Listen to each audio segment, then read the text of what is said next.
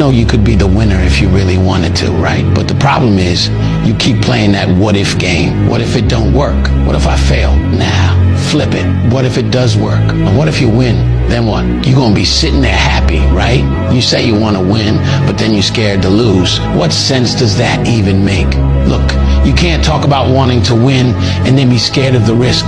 That's not how this works. If you lock in, keep your head down and stay focused on the vision, how could you not win? The only thing that's gonna make you lose is your own mindset, and that's all on you. Your biggest enemy ain't out there, it's in your head. So if you wanna win, you gotta get out of your own way. And here's the truth. Every time you doubt yourself, you're slowing down your own progress. You either believe in yourself or you don't. There's no in between. If you keep second guessing everything, you're already losing. But when you stop playing scared and start moving like you're built for this, you'll see everything change. So stop thinking about what could go wrong and start focusing on what's gonna go right.